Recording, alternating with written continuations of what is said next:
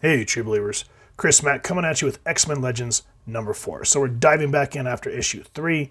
Ship is apparently, its systems are going nuts. Cameron Hodge is wanting revenge on X Factor. Apocalypse is wanting to test them. And here, the action is awesome. And I'm glad that this book essentially gives you some more backstory as to why X Factor was sent to that. I can't remember what it was called, but it was the Battle World. And we'll get into that in a moment. But before we do, let's talk about who made this book. And of course, this is one of the ones where they had to put it in the back. It is what it is. So this is Louise Simonson writing, Walter Simonson doing the art, John Workman doing the letters, Laura Martin doing the colors, assistant editor, well, as you can see, everyone that was working here. So I'm glad that we get this team together, and then I believe Laura Martin was a kind of a colorist back in the day as well. I may be misremembering, but I think so. It's nice, even though I've talked to different people about this run, and I say, it's nice to at least have some book that has a semblance of what our X-Men are supposed to be, and they're like, well, yeah, but it's just filler story. And I'll be honest with you, I'll take filler story from alumni X-Men writers compared to the Krakoa books any day. So X Factor 43, which this is leading up to, was originally printed in 1986. I think I have that issue laying around somewhere. So if I find it, we'll go over it. And with that said, we open up on action. And I just love this low, kind of this Dutch angle of this robot Cameron Hodge shooting down on the X-Men Jean, trying to protect Christopher. And for those of you that are new to comics, yes, that is the son of Madeline Pryor, which would be essentially the genetic makeup of Jean Grey. That is Cable. And this was before he was aged up to the paramilitary guy that we know now. And I refuse to acknowledge the young Cable that's on Krakoa. No. And what makes this book have more depth to it is Warren is just seeing all these telltale signs of apocalypse. So the majority of the third-person narration is from Warren's mind. And sadly, while he's reminiscing, or not reminiscing, but just brooding over this thought, the X-Men are just getting their ass kicked. And, they're doing everything they can. This is the original 5. They know each other. They've lived together. They're essentially family now. And no matter what, even though in terms of the artwork, some of these panels feel a little flat, this still reminds me of old school X-Men when you have to do the smaller paneling and whatnot. And the stakes just continue to rise and rise. And what I like about this is Hodge, even though he has agreed to work with Apocalypse to take out the X-Men because he has this seething hatred for mutants, as he says in this behemoth, he has handed me a potent weapon, calibrated to ensure X-Factor's demise. By shifting the armored plates, I can aim ricochets from Cyclops' optic blasts. And there is more.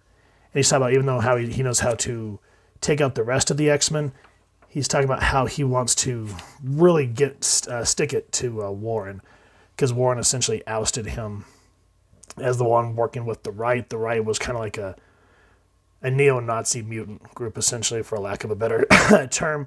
And they were the ones that were responsible for the death of Doug Ramsey during the Extinction Agenda, which we have gone over. So I'll try to remember to throw a card in so you guys can check that review as well.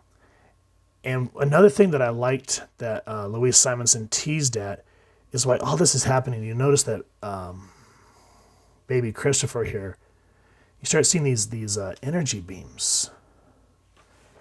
And you're thinking, oh, what's this all about? And no one's really paying attention to it. And another nice little details that I like that they pointed out in this book is the one way Warren is able to tell that this is from Apocalypse is he goes, this robot has a death head. Because if you remember, when he became Archangel, he didn't have his blue face. He had his blue face, but he wore like a helmet that was very akin to this one. And again, I like how Hodge, and he pretended to be friends with X Factor in the beginning.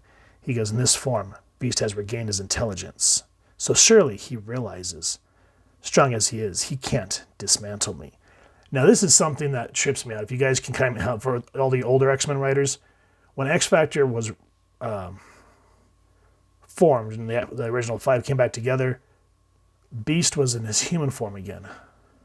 And I don't remember what he did, but the way that they wrote it is the stronger, or I can't remember if it was like the stronger Beast got or the madder he got. It's kind of like Maul from Wildcats. His intelligence would decrease. And then in which issue all of a sudden he switches back to regular Beast and he doesn't have any more of those ailments. So Hodge has to kind of think about Beast and his enhanced strength, and he goes, but perhaps it's wisest not to let him try. And so he just easily dispatches Beast. So I like that these people that have worked on these books for years go back and point out all the things that happened during X Factor. And it was weird reading when Beast would get, his intelligence would decline. It was just really weird reading, in my opinion. And another thing, I don't know if this was ever mentioned, and if it has, guys, point me to the book that points it out, but here Iceman's watching over Christopher. He goes, your Uncle Hank's no dummy, kid. I tend to forget about the belt. See, mostly I said it to tone things down. And then, of course, the baby belt. It has this other switch. See, your Uncle Bobby's going to turn this monster into a giant popsicle. I never knew that. I remember when I saw that belt, I was like, geez Louise, could Iceman wear any bigger of a belt? But I didn't realize when I read the older issues that was for him to help tame his powers. And again, what I like that Luis does here in the dialogue is for those, excuse me, for those of you that may not be as versed in the X-Men lore, I like how Hodge is saying, he's wedging ice between my plates, accomplishing what Beast's strength could not. Who would have thought that Iceman, whose power is near laughable, could potentially be most deadly? But luckily, I have a remedy for this. So here, this was before they really started talking about how Bobby was a Omega level mutant. Like, we all know how powerful he is now. But back then, the writers, I feel like they didn't really know what to do with him. And so I like that they go back and they just kind of reference that here in the dialogue about how his powers can be deadly. And again, talking about Nathan's powers manifesting themselves. And he's just kind of like, just chilling. And I was thinking, who the hell throws a baby? But they were just launching it to Hank. And Hank's busy, so he lands on top of Hodge here. And I just like these little subtle panels of seeing him just do these nonchalant things. Now, essentially what is Hodge's downfall is, and I won't go too much into it because I want you guys to read the book, but Hodge stops focusing on what he needs to do on taking out all 5 of the X-Men per Apocalypse's request, or at least try his best. He wants revenge on Warren.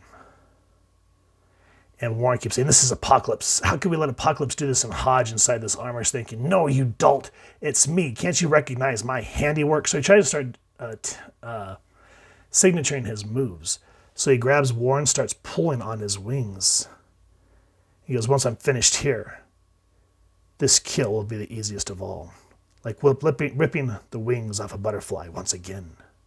Remember now, my old friend? And still, here, Warren breaks free. Apocalypse, in gifting me these wings, you changed who and what I am. You destroyed me. And you gave me my power. This robot monster isn't death. I am. And your gift will be your undoing. And so Hodge is thinking, no, not Apocalypse. It was me, Cameron Hodge. I destroyed you.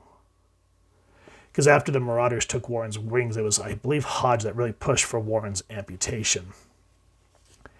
And so because he gets blinded by his own hate and rage, there is a way that it is his undoing.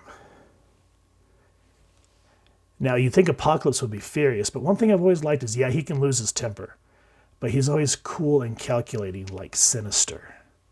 And he goes, I sent Hodge to test them, because in all my long years on this world, I see things that are coming. And I want to make sure that the strongest of the strong survive. And I hope that with training the X Factor that I can stay off these beings coming. And I mentioned this at the beginning of the at the beginning of the review of the reference.